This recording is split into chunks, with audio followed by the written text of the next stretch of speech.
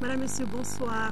Bienvenue dans ce journal. Nous sommes mercredi 17 octobre. Le Conseil des ministres s'est réuni en session ordinaire à Koulouba sous la présidence du président de la République par intérim. Avec moi sur ce plateau, Nyanya Aïnou Traoré. Bonsoir.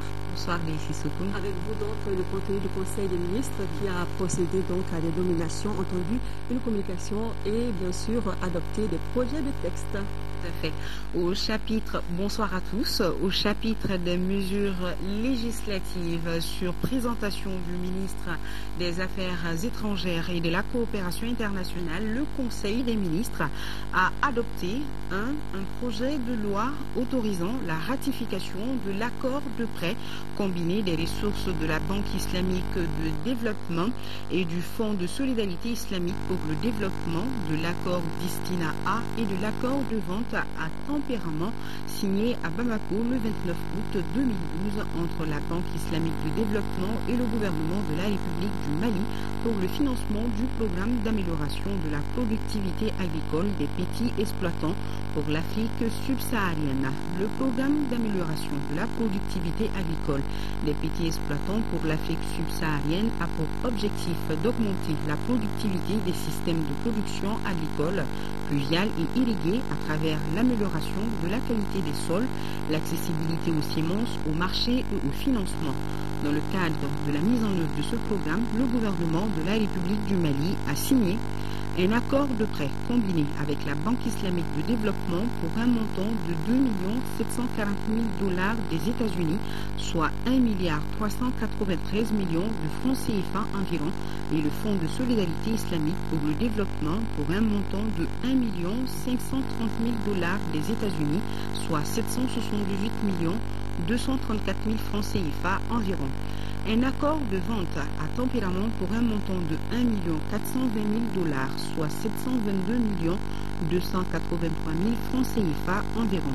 Le projet bénéficiera directement à 80 000 familles paysannes des régions de Caille, Koulikoro et Sikasso. Les cultures cibles sont les produits alimentaires de base, notamment le riz, le maïs et le mil sorgho. 2. Un projet de loi autorisant la ratification de l'accord de prêt signé à Bamako le 29 août 2012 entre le gouvernement de la République du Mali d'une part, la Banque islamique de développement et le Fonds de solidarité islamique pour le développement d'autre part pour le financement du projet village du millénaire.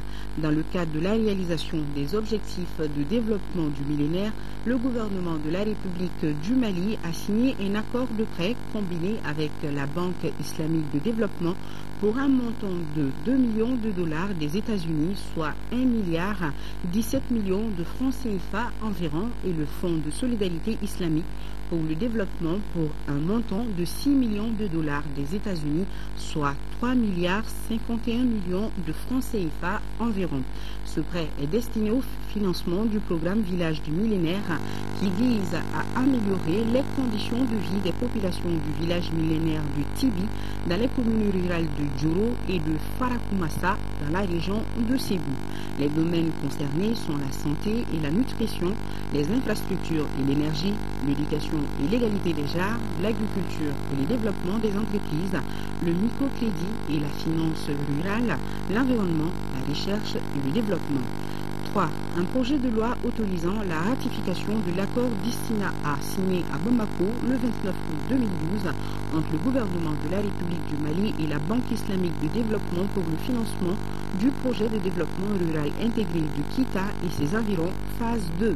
Par le présent accord, la Banque islamique de développement met à la disposition du Mali un prêt d'un montant de 23 710 000 $ des États-Unis, soit 12 milliards 60 millions de francs CFA environ. Le prêt est destiné au financement des travaux d'aménagement de 1100 hectares de bas-fonds dans le cercle de Kita et de 680 hectares de périmètre irrigué à Manantali, la réalisation de 110 km de pistes rurales, d'un pont sur le Daroumé et de 30 nouveaux forages dans le cercle de Kita.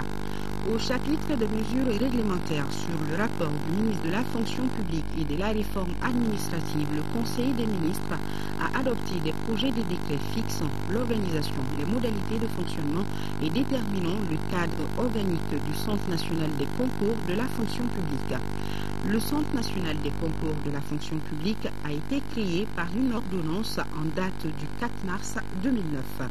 Le centre, dans le cadre de l'accomplissement de ses missions, connaît des difficultés liées à l'inexistence d'une cellule d'informatique et de statistique, l'insuffisance et la faible capacité des ressources humaines, l'incohérence entre le décret déterminant le cadre organique de la structure et celui fixant son organisation et les modalités de son fonctionnement.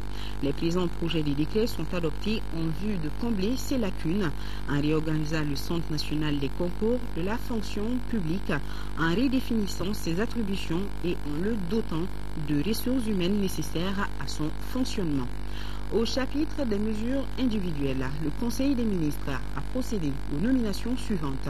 Au titre du ministère de la Défense et des anciens combattants, aux fonctionnaires de défense auprès du ministère du Logement, de l'Urbanisme et des Affaires foncières, colonel Kolo Djara. Aux fonctionnaires de défense auprès du ministère des Transports et des Infrastructures routières, colonel Andria Konati. Aux fonctionnaires de défense auprès du ministère de l'Environnement et de l'Assainissement, colonel Sylvain Somboro. Aux fonctionnaires de défense auprès du ministère des Affaires religieuses et du culte, colonel-major Issa Togola.